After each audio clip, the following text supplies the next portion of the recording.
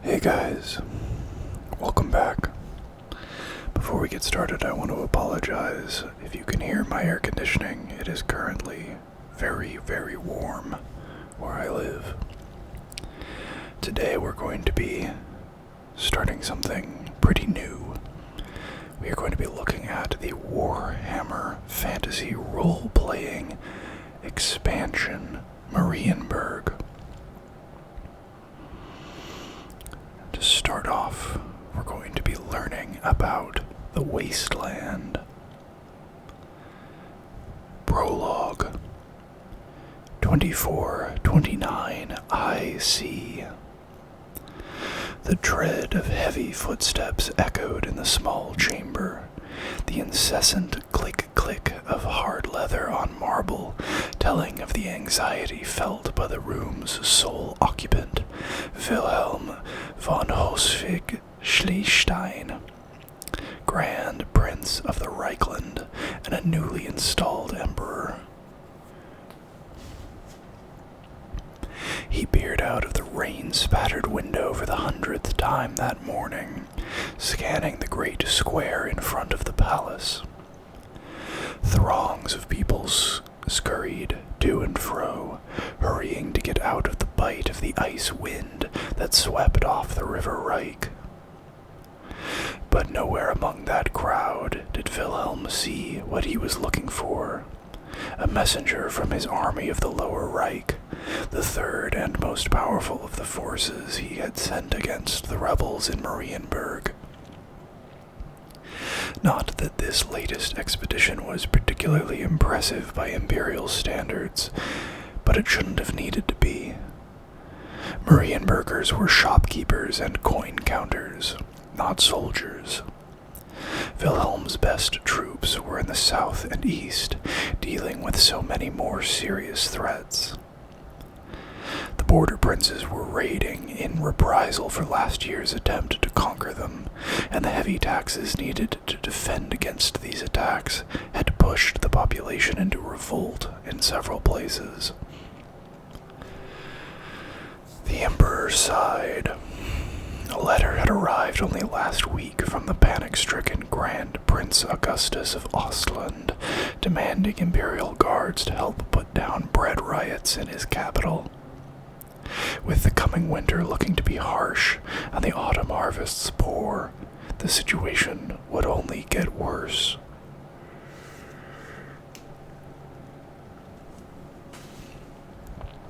Emperor Wilhelm had held some of his best troops in reserve, though, after reports reached him that the now ex-emperor Dieter IV was gathering mercenaries along the upper Tallebeck in advance of an attempt to retake the throne.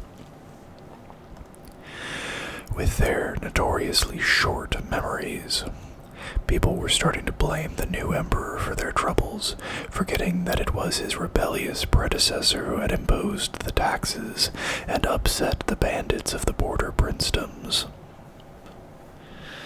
The situation was ripe for a counter-coup and a possible civil war, and Wilhelm desperately needed good news to dampen down the embers of revolution which radicals, firebrands, and troublemakers were trying to blow into a blaze.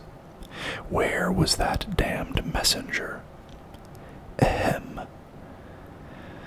Wilhelm spun around from the window. In the door stood a distinctly unhappy courier in the livery of the House of Gluck. The family's head, Count Zelt, commanded the Westerland expedition. "Well," growled Wilhelm, "report." "Your Imperial Majesty," stammered the courier, obviously on the edge of soiling himself. "Mighty Highness, I beg to report, I mean, Count von Gluck commanded me to tell you, Spit it out, man, enough with formalities and give me the news. Is Marienburg taken? Do the rebels' heads hang on pikes from the Ostenburg gate?" "Well, my lord," said the messenger, gathering his wits, "Count Zelt regrets to report the surrender of the army of the Lower Reich to the forces of Marienburg." "What?" The emperor was roaring now. "How? von Gluck had soldiers, knights, guns, ships. How in the name of Moor's cold embrace did this happen? Your Majesty, the Westerlanders harassed us from the moment we entered the province. But by the time we were in the fens, they were picking at us from all sides. And yet they would fade away whenever we turned to strike them. They trapped us in the Grucher March and burned our supplies in a night raid. Sorcery, my lord. They have sea elf wizards on their side. We would have fought, your highness, but they refused battle whenever we offered it. At the end, we were starving, and the rains brought disease to our troops. Cholera.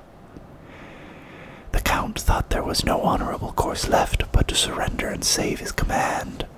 He begs your Imperial Majesty's forgiveness and asks for your Imperial Majesty's instructions. With that, the courier dropped to one knee and lowered his head, fully expecting to hear a summons for his Imperial Majesty's headsman. But Wilhelm had stopped listening, his mind racing to deal with the crisis. All this trouble for windswept sand dunes, plague-laden fens, and moorlands unfit for decent cattle, and the elves. If true, then the last thing the Empire could afford was a war with the Sea Elves and Ulthuan. No, he had to cut his losses here and deal as best he could with the rest. He turned to the messenger and called for a scribe. Tell von Gluck to withdraw and take this message to the burgomeisters of Marienburg. Tell them to appoint a delegation to meet our plenipotentiaries to discuss a treaty. We will recognize their independence, but, mark my words, I pray for the day when they come crawling for help against Chaos or the Norse or the Bretonnians. Let the directors see what their gold buys them then. I curse them and their lands and their city, Westerland. Bah! I name that land for what it is, a wasteland, and I hope they choke on it. The wasteland. Once, the wasteland didn't deserve that name. Long before man had come to the old world, the lands around the mouth of the Reich were the home of lush grasslands and bountiful woods, the trees of which produced abundant fruit in endless variety. Sea elf lore masters tell how this virgin country was filled with animals that provided meat for their new port. Herds of thousands of wild cattle, the aurochs, now so rare in the old world, roamed peacefully among the grasses. There were so many that, according to folklore of the elves, a blind man couldn't shoot an arrow into the sky in those days without bringing down a feast for 100. The dwarfs loved this land too, and called it Tiwaz Katalhuyik, rest at a journey's end. These were the days of their friendship with the elves. They mined the mountains and panned the streams for precious metals and gems, trading these with the elves for work of exquisite craftsmanship and rare raw materials from beyond the sea. Even after both had gone, in the wake of their disastrous war, this was a rally. This is poorly written. This was really a land of plenty. But sometime after the departure of the elves and the dwarves, and before the arrival of man, chaos and evil came, spreading like a cancer from the north and the south. The Skaven, digging their tunnels like cracks meant to undermine the continent, burst forth from the abandoned mines and ravaged the surface. Within a few decades, the land was a ruin. The herds were slaughtered, the waters poisoned, and the groves cut down. Marching like vermin into the north of this realm, they found the Fimir, a race of reptilian giants who themselves were remaking the land in their own blasphemous image. was inevitable. For how long it raged, only the Fimir and the Skaven know, and certainly no one is asking them. The Skaven built great castles to hold their conquests, and slowly they pushed the Fimir back. In the end, there came a cataclysm that decimated both sides. Whether it was a last desperate effort by the Fimir, an attempt at final victory by the Skaven, or even a rebellion by the earth itself, doesn't matter. Great waves of magic washed over the land, and the earth convulsed and cracked. In a night, the castles of the Skaven and the holds of the Fimir were thrown down as the very bedrock heaved, broke, and sank. Their armies were destroyed and their minions crushed or swallowed whole. By dawn the next day, only the land itself remained, nearly empty of life, and hiding its wounds under a thick blanket of fog. Now it is a grim place, where only the hardiest souls can hope to make a living, let alone prosper. The wasteland extends from the Lorelorn Forest in the east. Sorry, we're in the geography section now. To the Pale Sisters and the Bretonnian March at the west, and from the verges of the Mirror Moors on the imperial frontier to the shores of the Sea of Claws. Those scattered hamlets and farmsteads eke out a hard living here and there in the wasteland, especially along the course of the Reich. The majority of the population lives in the city of Marienburg itself. The sea. North beyond the wasteland lies the Sea of Claws, whose turbulent waters are thrashed by wild storms. As Marienburger sailors say, only mad elves and Norskins dare sail it in winter.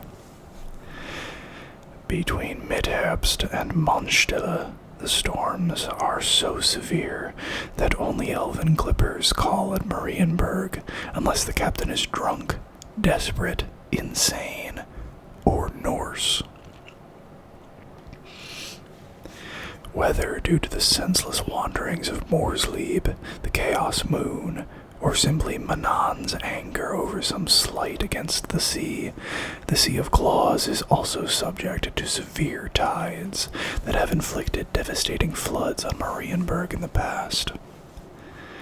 Though less frequent in recent centuries since the construction of the great dwarfen pumps beneath the Vlodmur, the Sea of Claws still wreaks occasional havoc and inundates most of the city, save for the mansions of the wealthy on the highest islands. Where the Reich enters the sea, the land splits to form a great bay, the Mananspoortsee. This is Marienburg's garden, the source of most of its food.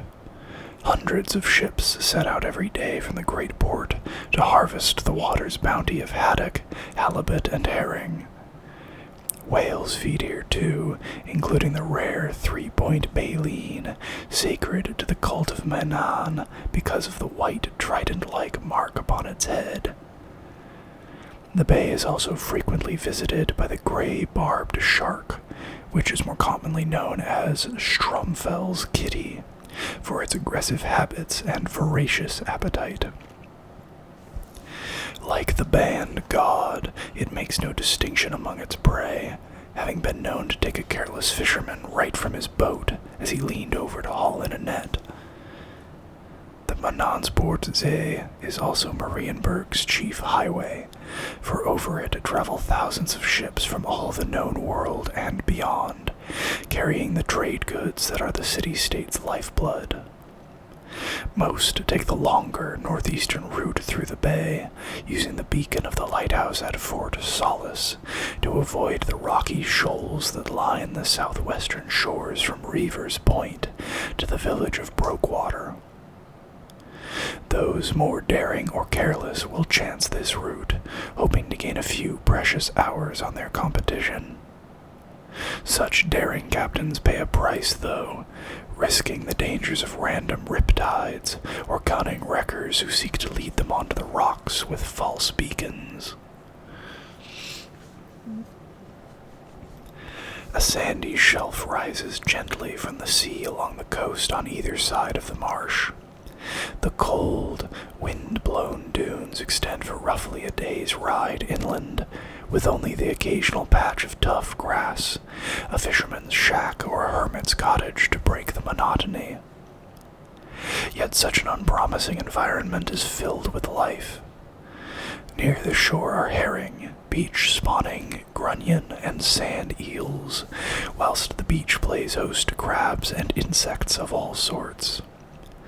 A few small groupings of seal and sea lion remain, but these are the remnants of the vast herds that once visited this coast. By the 18th century, they had been driven to near extinction by hunters. Unique to these shores is the mottled green sea slug. Sliced and pickled in brine, the aristocrats of northern Bretonia consider it a delicacy.